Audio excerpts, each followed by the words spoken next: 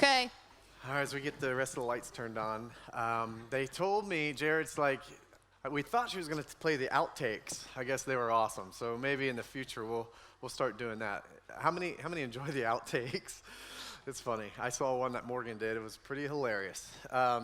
So how are y'all? Man, Corey was talking about the Cane Ridge, Kentucky revival. Nicole and I took the kids to that just about a month or two ago, and the site where that outpouring happened. And what he didn't say is that first meeting there was hundreds, but then tens of thousands came. 10 to 25,000 people came, and by foot or horseback.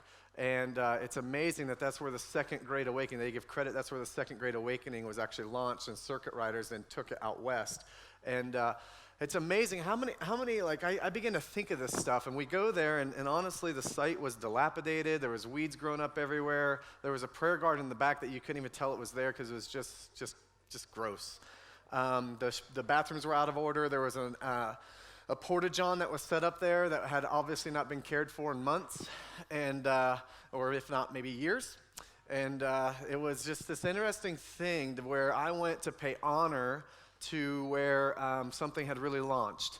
But the other thing is, I don't want to be stuck in history, but if my history is greater than my destiny, then I'm dead.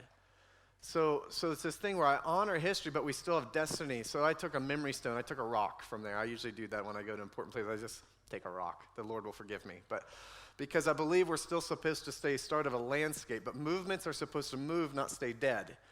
And if they stay, then it oftentimes dies like the Dead Sea, but we're supposed to be a river, and rivers of living water shall flow out of our bellies, right? So we're supposed to flow, but I just found it interesting. And then the thought that I have is, I also don't want to miss something. When the Lord's doing something, when he's breathing on something, I don't want to wait to go. I don't want to wait to be a part. I don't want to wait, for some big sign. Like the Lord does say, wait upon the Lord, right? But to be still and know he's God. But at the same time, how many people waited to go to that, and then the circuit riders had already moved on by the time they got there? You're talking 5 days, 7-day journey maybe for some. I don't want to miss it, but I also don't want to go ahead of the Lord. And just knowing that timing, so things begin to stir me, but that's not what I'm going to preach on today, maybe in the future. Man, the background looks good. I thanked Kaylee, First Service, Kaylee and Cody made that happen. It was really awesome, but I just got back, so I watched the sermons online. I have not yet watched Corey's from last week, but I heard it was off the hook. I heard it was amazing. So I did watch Nicole's. And yes, I did give her a lot of notes to preach from because we kind of did that 2-week thing together, and then she just basically said, forget it, I'm not preaching anything he said. So did her own thing, and I'll forgive her for that. But no, it was really awesome. She was like on fire. I was texting her. She's like, you're done listening to it already? She's like, did you listen to it like in 2 speed? I was like, yeah, I did, podcast. So it was like 1.5 speed. So anyway, I was trying to make up sermons and get through a bunch of podcasts. But last week I heard was amazing. So I was out west hunting. I did not come home with a bear or an elk from the first week, but I did a pronghorn the second week. And it was all awesome. It's amazing. We went to Yellowstone for a couple days, and it was all great except for I sat on a cactus. Yep. And let's just say Scott Thompson, who will probably be preaching here in the next several weeks or a couple months, let's just say he's a really, really good friend. And a half hour later with tweezers, he's a really close friend. So I'm very thankful for Scott Thompson in my life. Everybody needs a Scott Thompson in their life when you decide to sit on a cactus in the middle of the wilderness in Wyoming. So anyway, we'll make sure we try to keep that picture private because somebody did snap a picture of that happening. So anyway, it was fun. But tonight, deeper, don't miss it. We had an amazing time. It's only our second one, so you've not missed too much to not join now. It's you can come any week, but it's the fourth Sunday of every month. So we're doing that again. We have 50, 60 people show up last week, and it's simply to get closer, go deeper together, and get deeper into the Lord. And we just, man, come tonight. It's an hour and a half. It's structured. We start off with just a very short worship, very short word, and you're in small groups, what we're calling breakout sessions for at least an hour. And there's a prayer and worship that Corey and Anna lead. That was like packed. We had to send them to the biggest room. Nicole's doing health and wholeness for healing and wholeness and health and mind, body, soul, and spirit. Brittany and Amanda are leading this incredible thing on the supernatural, Holy Spirit, signs, wonders, miracles. They're really going deep in that. Josh is obviously focusing on relationships. I may have left one out. I know Steve Justice is going to start one on discipleship for newer believers and spiritual disciplines and just the foundations of Christianity. But he's ill, so he won't be here tonight. But you got to come. It's amazing. It's deep. It's awesome. And it's relational. We hear a lot of times, we want to get more connected. How do we get more connected? Yeah, come tonight. That's one way. So I want to talk to you about the history of Pink Sunday. I want to tell you why we do it, the intention of it, why. What's the why behind Pink Sunday today? And I don't know if this got announced, but anybody who's not wearing pink, one gets pinched and two has to put $10 in the offering plates. So that didn't get announced? Oh, okay. Just joking. But we've dedicated a service to Pink Sunday ever since my mom, the patriarch of the church, my mom and dad were the founders of this church, ever since she passed away of cancer about 8.5 years ago. We were just about 2 to 3 months shy of opening this building. She had picked out the colors, helped with the carpet, the chair colors, all of this, and didn't get to see it in its final finished stage. So she died in February. We started church services in this building in May. And she had a couple-year battle. And by the way, my dad can wave. It's awesome. His new wife, Patty, who's been a great addition to our family. So you've heard about the hardship leading up to that, but now this is the fruit from that. So anyway, it was a trying time that year or so. But I just want to share with you what happened. So my mom had cancer for about 2 years. About 1.5 years in, we felt she was healed. She had a total clear bill of health, absolutely verified by doctors. It was good. The PET scans and all that were clear. Suddenly, on a Saturday morning, my brother, I think maybe John Reed, Kurt, a few others, probably Heath, there were several of us here laying stone on the building. And probably Jay, yeah. So we were here laying stone. I remember getting a phone call mid-morning. My mom had went to the hospital, the local hospital, for what she thought was maybe bronchitis. To later find out within a few days that it was nodules and she had cancer in her entire body, including her brain. And they had ruled that the doctors could do nothing further and there was no medical treatment that was going to stop that or do anything to change that. So we as a church at that point had started to see a lot of miracles, a lot of healings, a lot of physical healings, a lot of documented healings even by doctors. Kenny was one of them. Kenny's, his literal cancer reports changed from going from, I believe, Upper Valley to Ohio State in Columbus. The diagnosis changed in the mail and he was totally healed and clear. It was just amazing, crazy thing. We had others being healed. We had seen dead raisings by this point. And this is crazy stuff. It's like, what? Really? So we had seen a lot of amazing things. And then, so we felt when my mom got this final diagnosis, like, okay, only God's going to get the glory. No one else is going to get the glory. God's going to heal her. This is going to be amazing. Now let me preface this with this. We are not opposed to medical treatment, doctors, physicians, and seeking treatment. We are not, okay? We are not a church that is opposed to that. Now, I will say, God is a great physician. He is the ultimate healer, and his premiums are way less. His insurance policies are way cheaper, and it's usually expedited with a whole lot less treatment, and it's faster, okay? I'll say that. So ideally, yes, God's a great physician. He does. He will, and he will always heal, okay? But it is not a second class or a secondary thing when God uses people in modern medicine to help as well. So if you experience healing today or as you're watching today, please do not stop your medications or not go back to our. The greatest thing is if you go back to your doctor and you get tested and proven that you've been healed and then allow them professionally to work with you, all right? So that's what we like to say. We've had a lot of people just stop everything and then it ends up really bad. So if God heals you, there will be proof. And we don't need sympathetic healings or these things. God will do it. He is doing it. He is in that business. With all that said, my mom passes away, even to the point of 2 hours in her house with hospice. 2 hours after death, we're still praying for her to be raised from the dead. Now, that didn't happen. Healing didn't happen the way we wanted it. Healing didn't happen in the manner in which we expected it to happen. She got her final upgrade. We believe she tasted and saw heaven and didn't want to come back to earth. That's what we believe. That's a lot of prophetic words around that, and I don't blame her. If I saw and tasted heaven, I may not want to come back either. So she got her ultimate upgrade a little sooner than we thought, a little sooner than what we felt was fair. and right. I can't explain some of that, but I'll dabble into that a little later. So what happened was that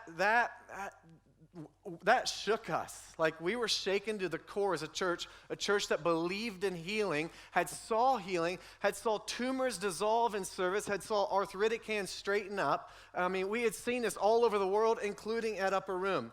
My wife and I were praying for a gentleman probably in his 70s in Dominican Republic. He's hunched over, he has scoliosis, and all of a sudden we lay hands on his back. We're like, Lord, heal him.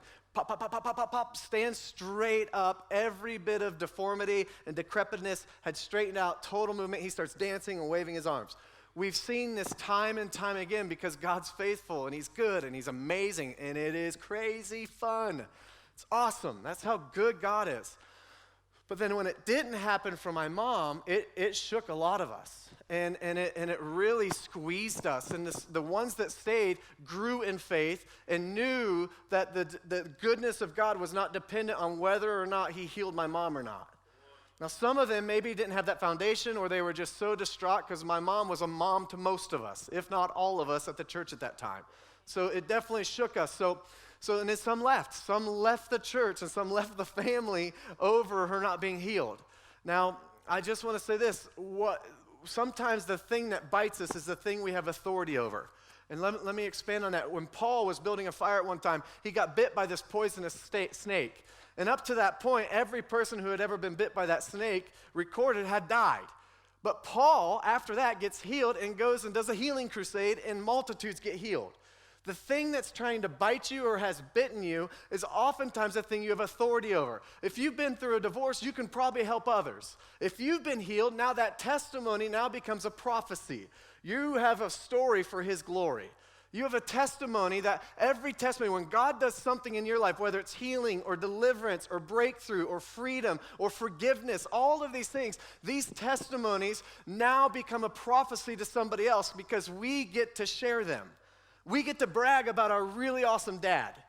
The Bible said that we're made overcomers by what? The word, the blood of the Lamb and the word of our testimony.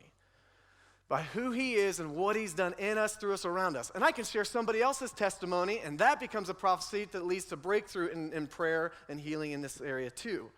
So, with that said, we decided that we were going to go after cancer, and we were going to go after healing, we were going to go after disease, and we were going to send cancer back to hell where it came from and where it belongs. The thing that bit us, we now have authority over, and it gave us a passion and a drive to say, no, not on our watch. God is too good for this. It doesn't exist in heaven. It doesn't have to exist here on earth. The Bible says that God is a giver of life. It says every good thing comes from above. Here's what John 10:10 says, the enemy comes to steal, kill, and destroy, but Jesus came to what? Give life and life more abundantly. He came to give eternal life, but also life here on earth. So the cross wasn't just this system or this idea to get us to heaven one day. It was also this theology to get heaven into us as well, to walk the earth. So we have this inheritance, this wild, amazing inheritance from heaven, from God, from the Father, that used Jesus to be crucified and resurrected, connect us back to the Father, but also to give us our inheritance to bring heaven here to earth. If it doesn't exist in heaven and it didn't come from God, then it doesn't belong to us as believers because we are given authority. We have a legal right to not have to walk with that, okay? Now, let me get back on track here. So we started up Pink Sunday because we're realizing this, and we're going to go after it. We're going to punch it in the face, right? Okay, it may have taken my mom, but it ain't taken anybody else. It is our goal. That's our hope. That's our faith. That is our faith that God can and will and wants to heal everybody. Now, when it doesn't happen, I don't know. I can't explain that. But I know this, I can't lower my expectation based on my experiences. I can't lower my theology based on the experiences that I've experienced or not experienced. But what I do is I raise my expectation based on his theology, Jesus' theology. He is perfect theology. He was the greatest example, right? So as we get into this, we're like, let's go for it. So we started Pink Sunday. Once a year in October, we invite people who have disease, who have cancer, and we have seen documented cases from Pink Sunday get totally healed. It's this amazing thing. And when I mean document, I mean like physician proved it. Physician, before prayer, sick, disease, in body, in blood test. After prayer, radical change, total freedom. We've seen these documented cases, so it's really awesome. But these signs and wonders, these healings, these miracles, literally only, their intention is to reveal the heart of the Father. Their intention is to reveal the goodness of God, to prove his love for people and his radical nature. So the other thing that we started was carnations. You'll see these carnations, and we want you to take one before you leave and just give to somebody and pray for them, bless them, encourage them, whether they have cancer or disease or not. Just use these as a prophetic tool, an encouragement to a kindness tool to tell them about the goodness of God. But every week, my sister Leah can wave, she kind of helps organize Pink Sunday and the t-shirt sales, and she's awesome. She started up a thing to where, listen, we're not only going to pray healing, we're also going to bring comfort and care and love on people going through cancer, because a lot of times there's shame attached to it. There's heartache attached to it.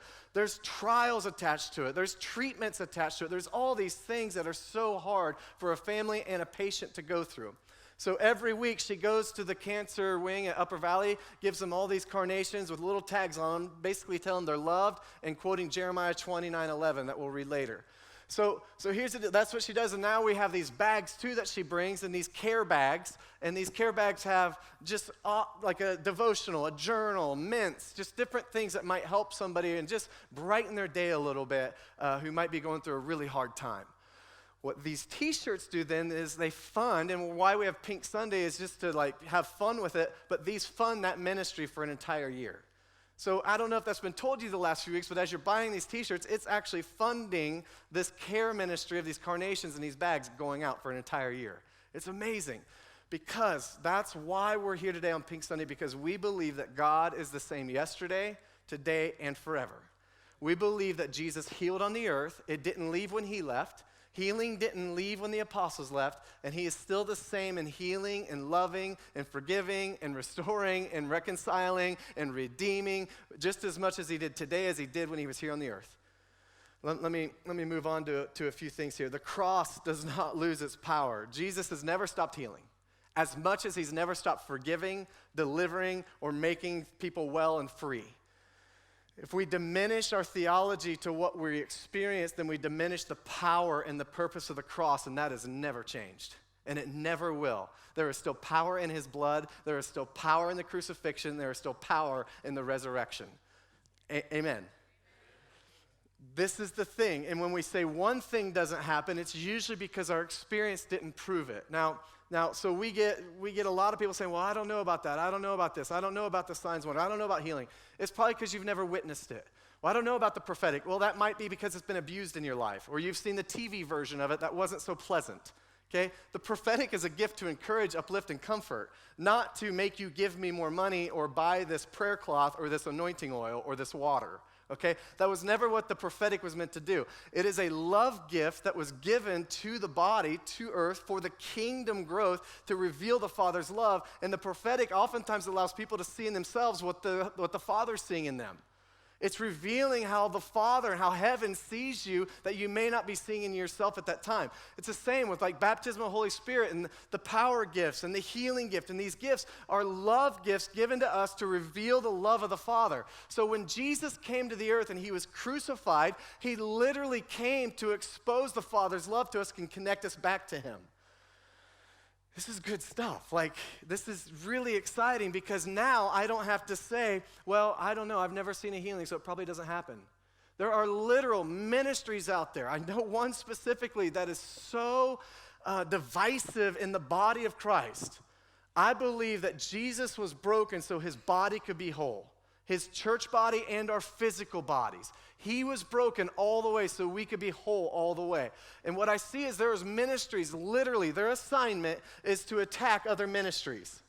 Whether or not gifts still operate today, whether or not people still pray and speak in tongues, or whether or not baptism of the Holy Spirit is real or not. Like, okay, I just want to like contact these ministries like, hey, how about you turn your focus to the world and turn your focus to the unsaved and actually reveal the love of the Father to them, and let's see the kingdom expand.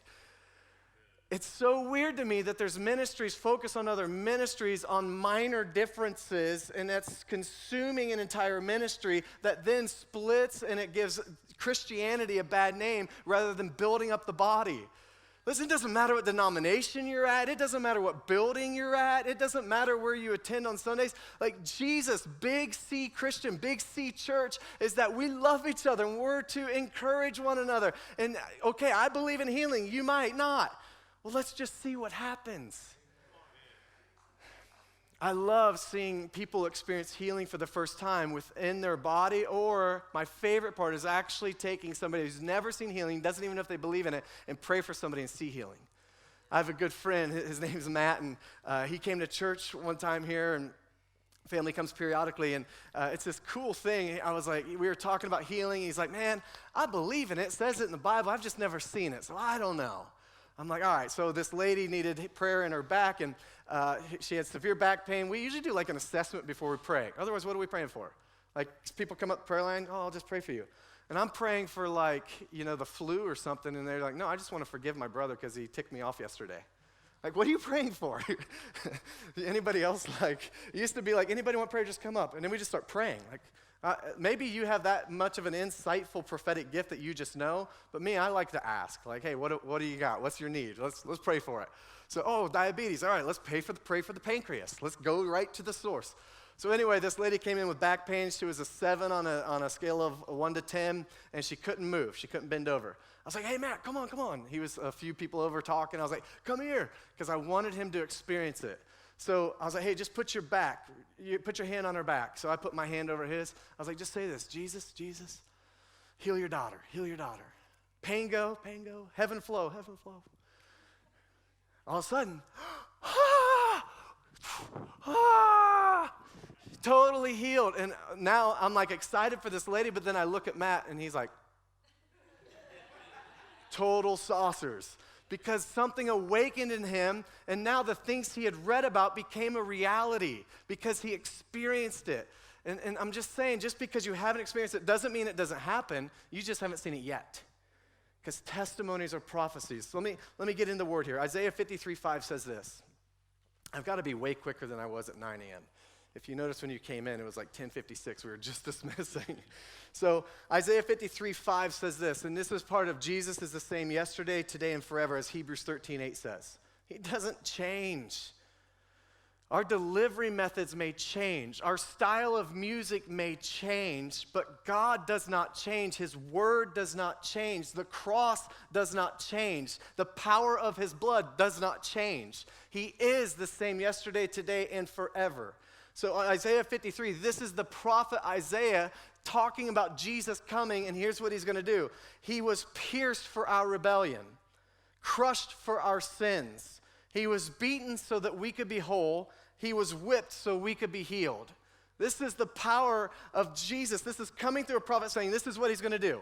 This is who Jesus is going to be. He's going to be pierced for your rebellion. He's going to be crushed for our iniquities or our sins. He's going to be chastised or beaten so that we could be whole, and he's going to be whipped so we could be healed. Then we go to 1 Peter 2:24. Now, Peter's talking from experience now. So you have the past, what Jesus did, what he's going to do, what Jesus did, and then who he is. So here we have Isaiah prophesying it. Jesus did it. Now Peter's talking about it. He says he personally carried our sins in his body on the cross so that we can be dead to sin and live to what is right. By his wounds you are healed. Now it's the same similar verse, and what he's talking about is this is not just wholeness and healing and deliverance for just physical, and it's not just sin for the eternal. It's all of it. It's this whole thing that he wants us to be whole, mind, body, soul, spirit. We'll get there in just a second, but here's the deal. Jesus paid a full price so that we could walk in total freedom in our mind, our will, our emotion, our body, and our spirit.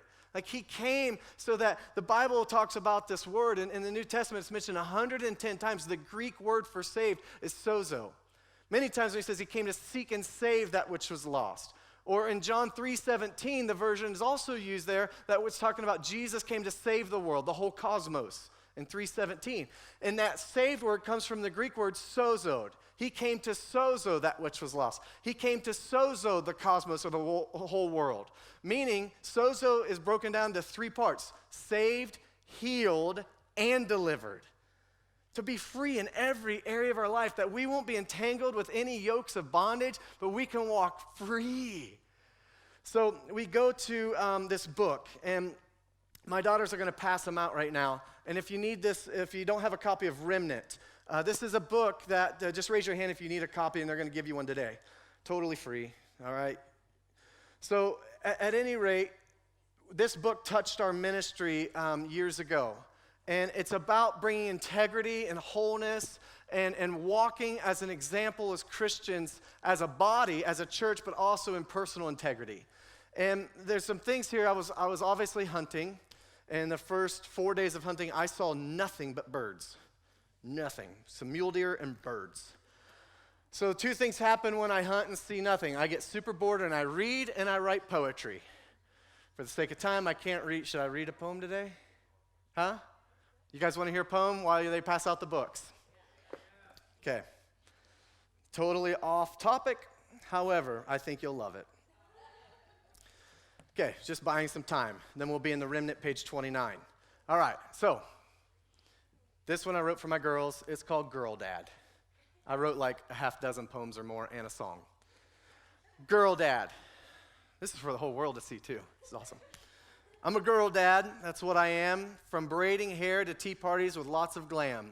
It was love at first sight for each one, had no idea loving 4 girls could be so fun. I'm a girl dad. Oh, by the way, the context behind this, if you don't know me, I have 4 daughters. So, I'm a girl dad, loud and proud, just trying to make my princesses always feel wowed. I'm a girl dad, not just a fad, it's how God blessed me and made me so rad.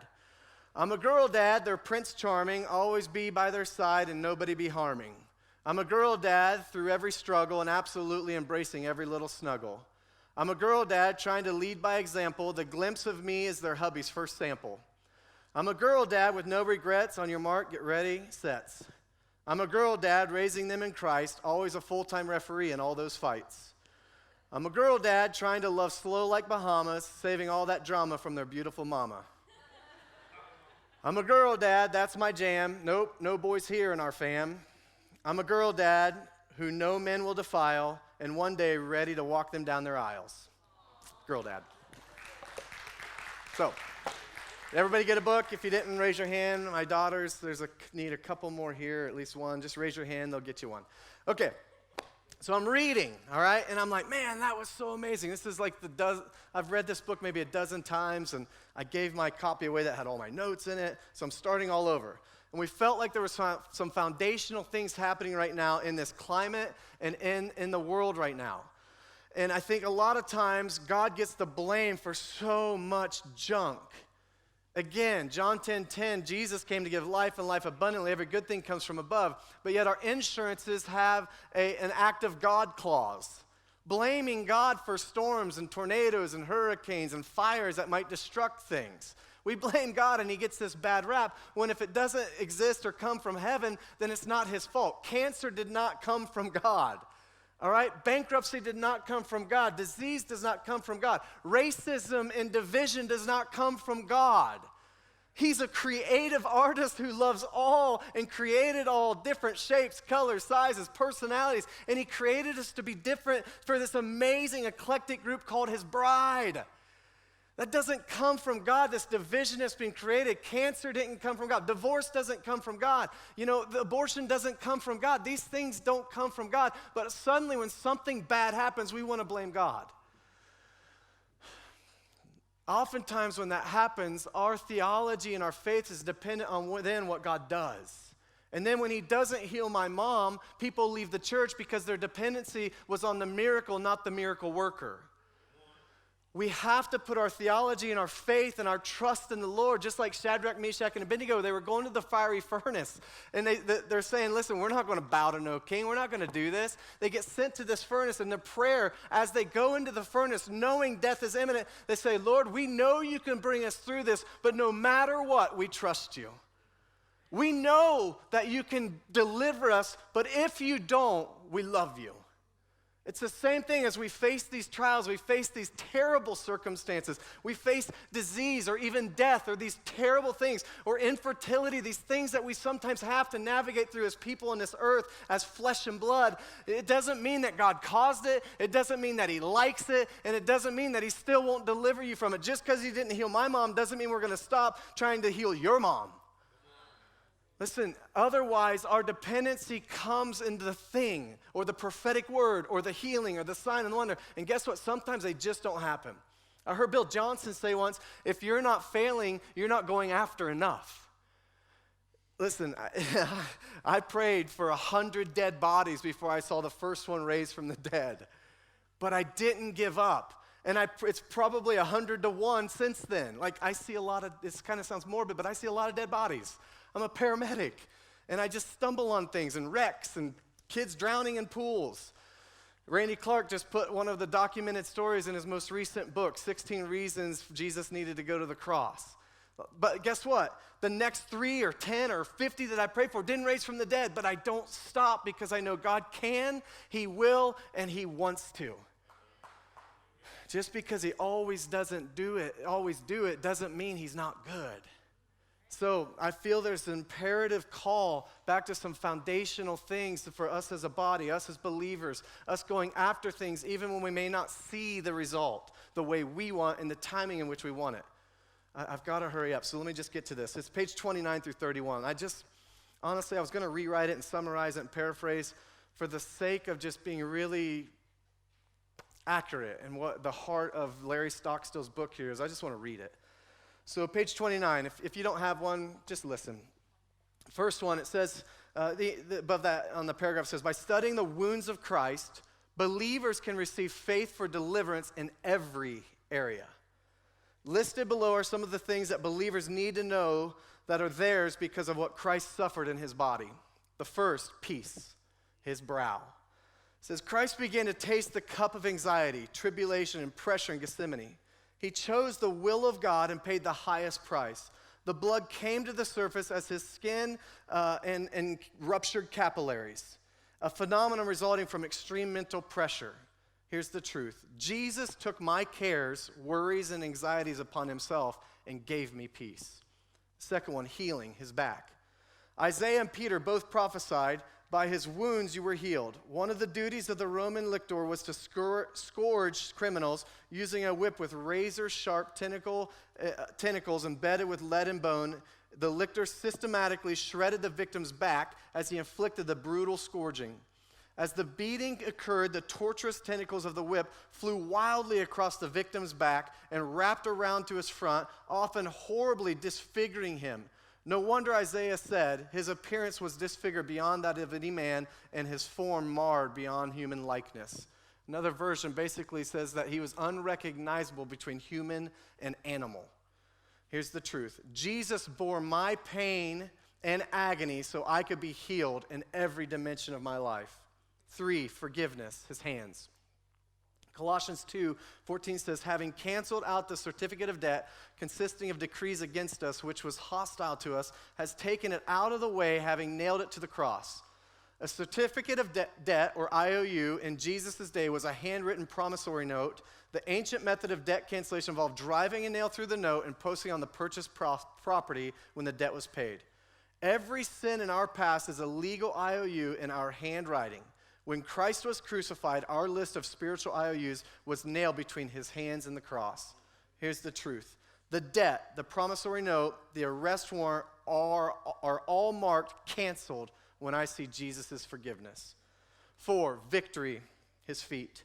Colossians continues, and having disarmed the powers and authorities, he made a public spectacle of them, triumphing over them by the cross. After a Roman military triumph, the victor always placed his foot upon the neck of the prostrate fallen general, much as Joshua did to the 5 kings. Christians should look at every difficult circumstance from the perspective of the victory of the cross and resurrection. This is the truth, by his death on the cross, Jesus put my weakness, fear, and defeat under his feet. And I love the verse that says, we will crush Satan under our feet. Blessing, his head. The thorn is first mentioned in Genesis. I love this connection back to the beginning. The thorn is first mentioned in Genesis 3:18 as part of the curse that came upon Adam. Christ was crowned with thorns, symbolizing his taking of the pain, suffering, and poverty that entered the world after Adam and Eve sinned. The crown of thorns Jesus wore represents the crushing of the spirit of poverty, debt, and lack. Here's the truth. Because of that, I can know that my God will supply all my needs according to his riches and glory in Christ Jesus. Inner healing, his side, last one. The piercing of Christ's side represents the breaking of the heart. The inner wounds, here's the truth, the inner wounds and heartbreak of my experiences and circumstances are healed as I release bitterness and experience forgiveness. Isn't that amazing, the price Jesus paid for us to be free, for us to be whole, and for us to walk not only eternally and as life, but life on earth as well. It's so good. So 1 Thessalonians says this, and I'm wrapping up here. 1 Thessalonians says, now may the God of peace make you holy in every way, holy, healthy, whole in every way. And may your whole spirit, soul, and body be kept blameless until our Lord Jesus Christ comes again. God will make this happen for who he calls us faithful. Sickness to the body is the same as sin is to the soul. And Jesus came to redeem, reconcile, and free all. Amen. Not just in our soul, not just our spirit, but also our body. It's amazing. Okay, so here's the good news. There's a future. Jeremiah 29:11 says this. It says, for I know the plans I have for you, declares the Lord. Plans to prosper you and not to harm you. Plans to give you hope and a future. No matter your diagnosis, no matter your disease, no matter if there's cancer that's being diagnosed to you or even that you're being tested for, God has a plan for you. He has a future for you. He has plans to prosper you, good plans. And this is what we give every patient that my sister encounters as she goes on this cancer care ministry. That we believe God can heal, we believe he wants to heal, and we believe he will heal, all right? And we believe that there is a future for everybody. Now, but we can't let our past experiences affect God's plan or purpose in our life, all right? So let me skip down. Oftentimes, we pray in Jesus' name. And let me tell you why. John 16:23 says, anything we ask in his name, he'll do it. So here's the thing. When we pray in Jesus' name, his name is all-encompassing of his nature and his ability, right? If we go through the names, Jehovah Jireh, my provider, Nietzsche, you go through all these things. He's my healer, right? So we go through the names. So Jesus' name, all of them, all 951 of them, are the natures and the wills of God. It's within him. So within your name, within your nature, within your ability, God, please heal. That's the thing that we get to say. So anything in his name, if we ask anything in his name, he'll do it. The Bible says oftentimes we have not because we ask not. We just ask, Lord, heal this person, please. A lot of times we command, we declare, we speak declarations over. And a lot of times I'll speak to the actual organ and do this.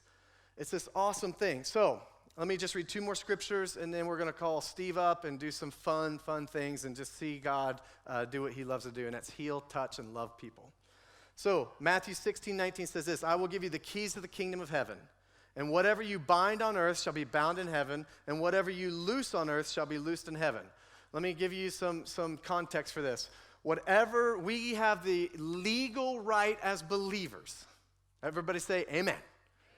To bind and loose. We get to bind, we get to cancel the enemy's assignment, we get to rebuke his devourer, we get to bind anything that's not of God and loose all of God to this situation, this person, the disease, the ailment, whatever it might be. We get to bind the enemy's attack, we get to bind pain and loose healing. We get to bind poverty and loose favor and blessing. This is binding and loosing. And as believers, as children of God, confirmed in Romans 8 and Galatians 4 that we're children of God through the spirit of adoption, we're an heir to the throne. My inheritance is heaven. So I get to bind and loose. Now we go to Mark 16. One of the last things Jesus said, and this is within the realm also of the Great Commission in Matthew 28. Mark 16 says, he said to them, go into all the world and preach the gospel to all creation. Whoever believes and is baptized shall be saved, but whoever does not believe will be condemned. And these signs will accompany those who believe. This is just fun. These signs will accompany the believers. It doesn't say these signs will accompany the pastors. These signs will accompany the elders of the church. These signs will accompany those who've been to ministry school or theological seminary. No, these signs will accompany believers. Everybody say, I'm a believer. I'm a believer. Not a song. I think it's on like a cartoon or something my kids watch. Sing? Is it on Sing? Shrek. Shrek, that's it. At any rate, it says, and these signs will accompany those who believe. In my name they will drive out demons. They will speak in new tongues. They will pick up snakes with their hands, and when they drink deadly poison, it will not harm them. And then for today, here's what we get to. They will lay hands on the sick, and they will recover. They will lay hands on the sick. There's some churches are like, no, we don't lay hands on the sick. Why not? The Bible says to. Well, you're not going to catch the cootie. Like, lay hands on the sick. See them get healed. So we lay hands on the sick. We see them recover. We see people get healed. It doesn't say lay hands on the sick and they might recover, or if it's God's will, they will. It is God's will. He died on the cross for this. He freed them as much of their sin as they did physical ailments. So it is always his will, all right? So let me just break off the ceiling here for a moment. A lot of times we say, well, what if God doesn't? What if I pray for somebody and nothing happens? Do you know what happens if you pray for somebody and nothing happens? Nothing. Nothing. Like you can't, when I go pray for a dead person, I can't make dead more dead. They're already dead. I can only make that better. I can't make it any worse. They're not breathing. There's no heart rate. I can't make it any worse. All right, unless I Smith Wigglesworth something, like if I pray for that broken bone, I can't make it any worse. I'm going to really put a gentle hand on him. I'm going to ask permission. I'm going to figure out what happened. I'm going to pray to the root. I'm going to cancel the trauma. I'm going to gently, respectfully pray to have this great faith that God's going to heal because it's not within my ability, it's his ability. So I don't need to go for 25 minutes and yell at God. And let me just remind you, God's not deaf. I grew up in a church that it felt like we had to scream to pray. Like, God's not deaf. He's perfect. He can hear you. Matter of fact, he hears you before you even say it out loud. So I get to gently pray for people. So I just want to share one story and then pass it over to Steve. I'm like the same timeline as last service. My bad. Scott and I, we were hanging out at a hotel. They had this nice, beautiful fire outside, and we were in Colorado, and a lot of people were smoking pot around us, and we're just like there hanging out. I was not smoking pot, okay? But we're hanging out, and all of a sudden this very tall 6'7" man comes out. And we just begin to he's just funny. We're laughing, and some people begin to make fun of him, and he was just this really great dude. And his name's Gordy. And we just begin to just connect with him, just talk. Where are you from? I'm from Minnesota, and just all this stuff. And we begin to talk, and all of a sudden Scott goes to the bathroom. He's like, so how do you guys know each other? I was like, oh, we're actually pastors. And we're just here. We're friends. We met up to hunt here in Wyoming, and now we're all heading back home. He's like, oh, okay. I effing love testimonies. Well, we have testimonies. This is awesome. He loves effing testimonies, and I have an effing testimony. So, sorry if that messes with you a little bit. This is just real life. This is real. And I can, shun him because he used a little curse word around me, or I can actually reveal the love of God to him. So I was like, awesome. He's like, let me hear your testimony. And we share I share my testimony all the way from start to finish. And it was this incredible time with Gordy. And then he looks at Scott. He's like, I bet your effing testimony is crazy.